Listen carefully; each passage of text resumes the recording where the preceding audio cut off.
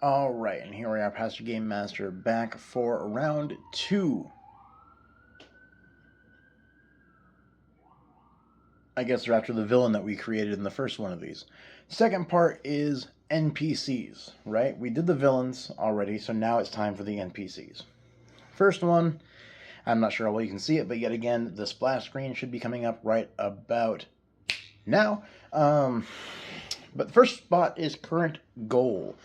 I built this one kind of reverse from the villain one because a villain you have pre-planned out, right? They are an entity. They will be encountered. They will be felt. They will be reckoned with. Whether it's local, regional, or global, that's how villains work. NPCs, not so much. Maybe it's just surface level, right? Maybe it's an NPC you didn't expect people to really interact with too much, right? Someone bustles by and pickpockets somebody, and instead of just slashing their hands off, you have a reasonable party that goes, hey, why are you a pickpocket? I'm going to turn you into the authorities.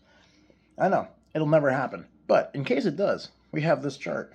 So, first step is a goal. So, D20, and that's a 2.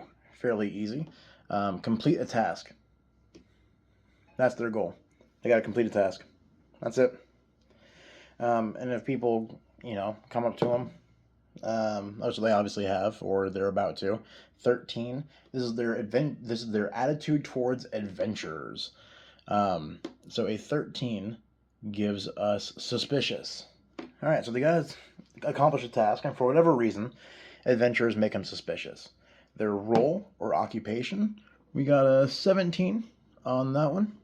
So that's going to be a bodyguard or protector. Well, no wonder they're suspicious of adventurers because they've probably seen a bunch of them try to hurt somebody that they're protecting. Personality is a 4. Witty and clever. Well, for a protector and bodyguard, that's good, right? Winds up being kind of like Roundhouse. Let's go to the other one. And these, I don't know if I showed it up close, but this is the glow-in-the-dark full resin. And this one is actually, there we go, is actually filled with UV reactive powder inside of liquid core dice. So when you shake it up, it actually floats around and then that reacts fully to that, and then the numbers do. So you shake it real good and then you roll it and it works. So he's witty and clever. Key strength, right, is a 5. So that's going to be leadership. Again, very firm standing. Motivation is going to be another 5. So to protect someone. Again, makes sense.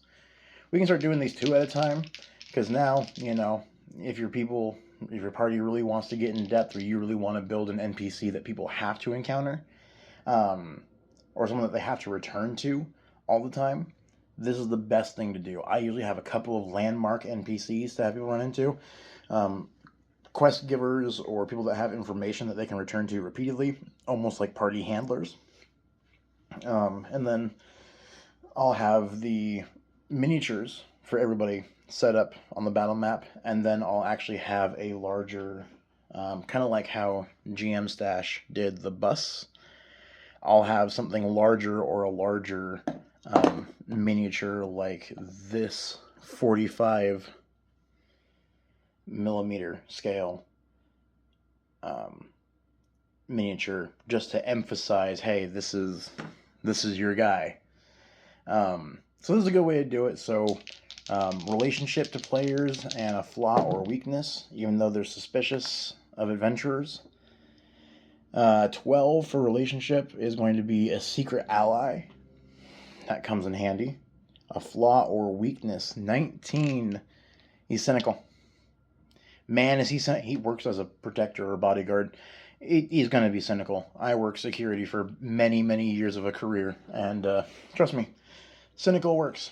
So, secret. What are they hiding? And what origin? Where do they come from? Let's see. So that's going to be a 19. And that's going to be, they are not who they seem. So their origin, hopefully, is a 12. And that plays into their part of the Artisan Guild. He's a big, brawly bouncer man. So heavy into security, so cynical, so hateful of the world around him. But secretly he loves doing pottery. Or painting, or he's a tailor. It's like being a member of the Glee Club, you know? Or something like that, where you're like, I don't really want to show up. I don't want people to know, but hey, I got this talent. I can do it, and I love it. So that's the one that we made together, right? And it just kind of goes all the way through. And again, you can go as shallow from just number one of they just have a goal, to all the way to having an origin and a want and a need and a desire. This is one that was pre-made, so they protect someone. That's funny. Wary, they're a merchant trader, gruff and blunt. They have leadership. They seek truth. They're also a secret ally. That's funny. They're haunted by the past. They have a hidden identity, and they're part of the criminal underworld. Right? So again, you can take any of these to be as deep or as shallow as you want.